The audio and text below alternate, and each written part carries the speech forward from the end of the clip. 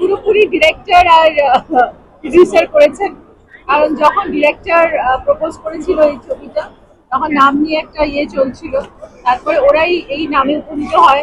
এটার মধ্যে আমার কোনো কন্ট্রিবিউশন নেই।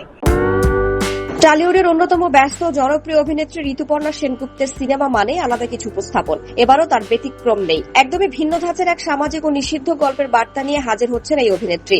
ভারতীয় গণমাধ্যমের প্রতিবেদন অনুযায়ী নেভার মাইন্ড সিনেমার মাধ্যমে পরিচালকের খাতায় নাম লেখালেন অভিনেত্রী চৈতি ঘোষাল। আর চৈতির ডেবিউ সিনেমায় বিশেষ চরিত্রে দেখা যাবে ঋতুপর্ণাকে।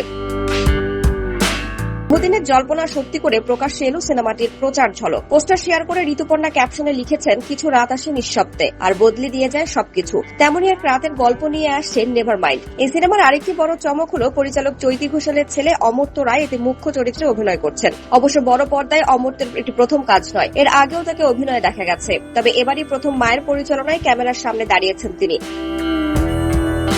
আর মা ছেলের এই নতুন সিনে সফরের অন্যতম প্রধান সারথি হয়েছেন ঋতুপর্ণা সেনগুপ্ত। সিনেমার গল্পটি আবর্তিত হয়েছে একজন নারীকে কেন্দ্র করে, যিনি নিজের অতীতের একটি বিশেষ অধ্যায় বা বিষয় খুঁজতে খুঁজতে কলকাতার বিখ্যাত পার্ক স্ট্রিটের একটি বারে এসে পৌঁছান। সেখানেই তার পরিচয় হয় এক অল্প বয়সী বার সঙ্গীত শিল্পীর সঙ্গে। কলকাতার বুকে বাস করা এমন কিছু মানুষকে নিয়ে এই ছবির গল্প, যাদের পেশা, জীবনবোধ এবং দর্শন একে অপরের চেয়ে সম্পূর্ণ আলাদা। পার্ক স্ট্রিটের চেনা প্রেক্ষাপটকে এই সিনেমায় একেবারে ভিন্ন আঙ্গিকে ও নতুন রূপে পর্দায় ফুটিয়ে তোলা হবে। একই সঙ্গে সিনেমাটিতে একটি মানবিক বার্তাও থাকবে বলে জানা গেছে।